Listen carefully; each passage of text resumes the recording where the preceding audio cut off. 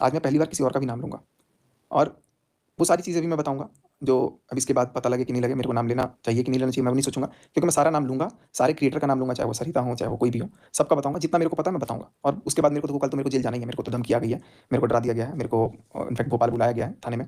तो अब मैं भी अपना वो कर रहा हूँ, जाऊँगा, जाकर अपना देखूँगा। मुझे डर नहीं लगता, मैं चाहे मेरे को फांसी दिलवा दो या कुछ भी दिलवा दो, मैं गलत हूँ तो मैं भाई देख लूँगा उसको।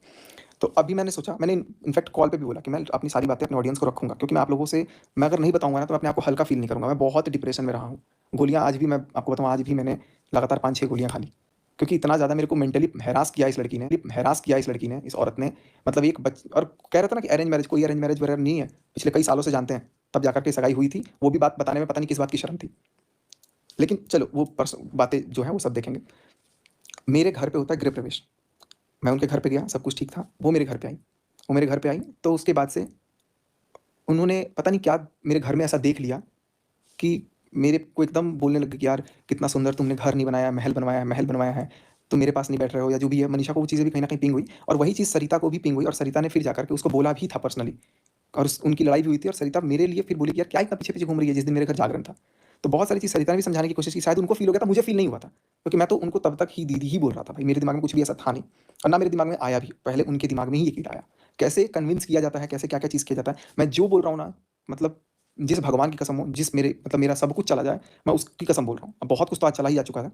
अभी तो मेरा बहुत कुछ, मेरे को भी नहीं पता कि घर बच रहा है कि नहीं बच रहा है, लेकिन उसने घर में फूट तो डाल दिया। मेरी इमेज तो गई ही गई, अपनी खुद की ले गई, क्योंकि उसका काम ही ऐसा है। बट आज मैंने कभी ये नहीं सोचा था कि इस तरीके से कुछ भी होगा। फैक्ट इज़ कि उन्होंने क्या किया, घर पे आए, घर पे डोरे डाले, डोरे डाल कर के हम रुकेंगे, घूमने चलेंगे। मैंने भी बोला कि घूमने जाएँगे, कोई बात नहीं है। तो इनफैक्ट जब उनकी भाई-भाभी की शादी हुई थी, तो मैंने पूरा वैष्णो देवी का पूरा खर्चा ट्रिप मैंने स्पॉन्सर किया था, सारी टिकट करके। और उन लोगों ने क्या किया, टिकट जिस दिन ट्रेन थी उसके 1 घंटे पहले बोल रहे हैं कि हम कैंसल कर देंगे। क्यों? क्योंकि रास्ते का भी खर्चा एज़ पर उनकी बहन ने मुझे बोला कि रास्ते का भी खर्चा इनके पास नहीं था, वो भी मेरे से पैसे माँग के जा रहे थे। क्योंकि कहीं न कहीं डिपेंडेंट तो थे अपनी बहन पे ही, अभी भी, अब तो शायद थोड़ा कम होंगे। तो वो सारी चीज़ें मेरे को बोली गई कि यार ऐसा है। मैं बोला अरे यार, मैं वो भी करने को तैयार हूँ। जब हम लोग वैष्णो देवी गए थे हेलीकॉप्टर से, तो हेलीकॉप्टर की टिकट, ट्रेन की टिकट, सारा कुछ मैंने खुद किया हुआ था, कि भाई वो मेरे अपने फैमिली के सदस्य हैं। कभी भी मैंने अपने परिवार से ऊँचा उनको माना, सबको माना। बदले में मुझे सिर्फ़ छल, कपट और कुछ नहीं मिला। अब उसके बाद से फिर क्या होता है, हम लोग जाते हैं मनाली। मनाली में पहली बार मीशू को कुछ बुरा लगता है। अब मुझे नहीं पता ये बात मीशू एडमिट करेगी कि नहीं। मीशू आज भी प्लीज़ एडमिट कर लेना, अगर ऐसा है तो। मैं रिक्वेस्ट करूँगा, क्योंकि तुमने वीडियो कॉल पे तो उसके डर से चुप थी, अब लेकिन तुम खुली हो, तो मुझे अच्छा लग रहा है कि कम से कम सच के लिए आज खड़ी हो। उस नीतू मेहना तक को इतना इन लोगों ने वो कर दिया बदनाम। नीतू मेहना के छोटे कास्ट से इनको प्रॉब्लम है। उसके घर का पानी क्यों कौन पीता है? ऐसा-ऐसा भी बोला जाता है घर में। नेहा को नहीं था, बाकी सबको था। फिर मैं सोचता था कि यार, फिर बाद में मेंटालिटी चेंज भी हुई। लेकिन नीतू मेहना के साथ वाक़ई में बहुत ज़्यादती की गई है। मैं इस बात को कहीं से डिसएग्री नहीं करूँगा।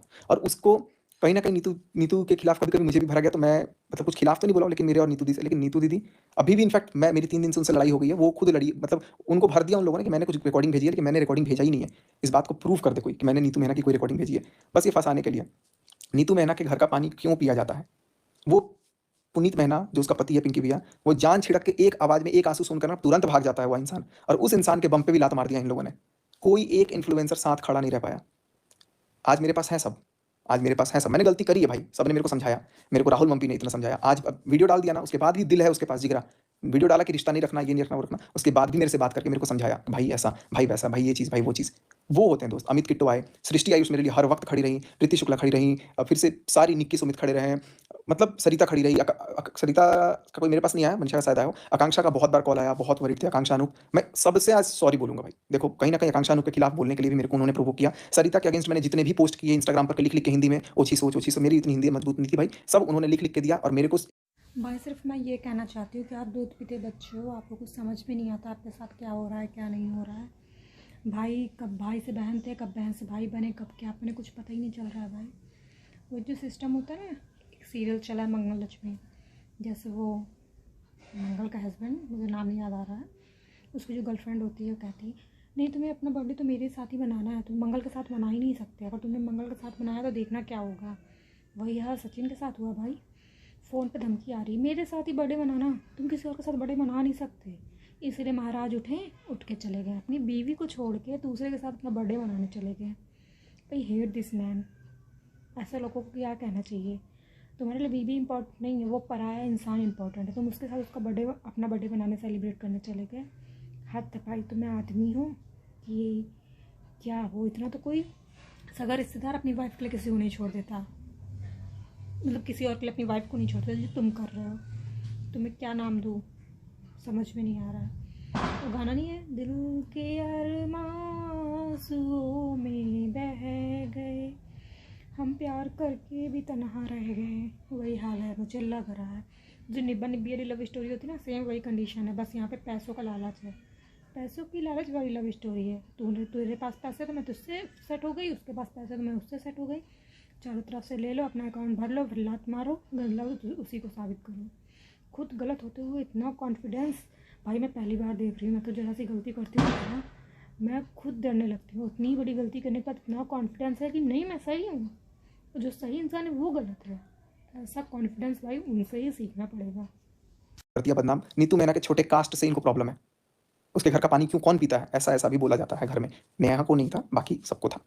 फिर मैं सोचता था कि यार, फिर बाद में मेंटालिटी चेंज भी हुई, लेकिन नीतू मेहना के साथ वाकई में बहुत ज़्यादती की गई है। मैं इस बात को कहीं से डिसएग्री नहीं करूँगा। और उसको कहीं न कहीं नीतू नीतू के खिलाफ कभी-कभी मुझे भी भरा गया, तो मैं मतलब कुछ खिलाफ तो नहीं बोला, लेकिन मेरे और नीतू दी से। लेकिन नीतू दीदी अभी भी, इनफैक्ट मैं मेरी 3 दिन से उनसे लड़ाई हो गई है। वो खुद लड़ी, मतलब उनको भर दिया उन लोगों ने कि मैंने कुछ रिकॉर्डिंग भेजी है, लेकिन मैंने रिकॉर्डिंग भेजा ही नहीं है। इस बात को प्रूव कर दे कोई कि मैंने नीतू मेहना की कोई रिकॉर्डिंग भेजी है। बस ये फँसाने के लिए। नीतू मेहना के घर का पानी क्यों पिया जाता है?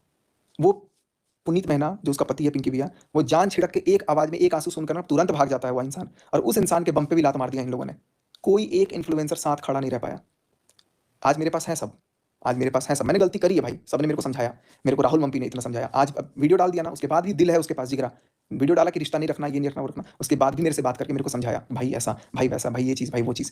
वो होते हैं दोस्त। अमित किट्टो आए, सृष्टि आयुष मेरे लिए हर वक्त खड़ी रही, प्रीति शुक्ला खड़ी रही, फिर से सारी निक्की सुमित खड़े रहे, मतलब सरिता खड़ी रही। सरिता का कोई मेरे पास नहीं आया, मनीषा का शायद आया हो। आकांक्षा का बहुत बार कॉल आया, बहुत वरीड थे आकांक्षा, अनूप। मैं सबसे आज सॉरी बोलूंगा भाई। देखो, कहीं ना कहीं आकांक्षा अनूप के खिलाफ बोलने के लिए भी मेरे को उन्होंने प्रोवोक किया। सरिता के अगेंस्ट मैंने जितने भी पोस्ट किए इंस्टाग्राम पर लिख लिख के हिंदी में, ओछी सोच, मेरी इतनी हिंदी मजबूत नहीं थी भाई, सब उन्होंने लिख लिख के दिया, और मेरे को एक मोहरा बना करके उन्होंने गेम खेला। मुझे अब ये सब चीज़ें लग रही हैं, मैं तो तुम्हारी हेल्प कर रही हूँ, मैं तो तुम्हारी हेल्प कर रही हूँ, मैं खुद नहीं बोलूंगी, खुद नहीं बोल सकती हूँ। और बंद कमरे का राज कुछ भी नहीं है बंद कमरे में। देखो, वो होता तो मैं वो भी बोल देता। मैं सिर्फ नॉर्मल एक दवाइयाँ देने गया था हेडेक की, उसको बहुत बड़ा बना दिया गया बंद कमरे का राज। कुछ भी बंद कमरे का ऐसा राज नहीं था। लेकिन मेरे से ये सारी चीज़ें करवाई गई, सबके अगेंस्ट मेरे को करवाया गया, मेरी लड़ाई होने लग गई, सबसे कंट्रोवर्सी होने लग गई, हर किसी से। इनफैक्ट जो निक्की की जेठानी है, कामिनी दीदी, उनके साथ भी जब मेरा हुआ, तो उसके बाद भी मेरे को बहुत कुछ पॉइंटर दिए गए कि मैं अपना पॉइंट रख दूँ। तब देखो, उन्होंने मेरा सपोर्ट किया, भरपूर सपोर्ट किया।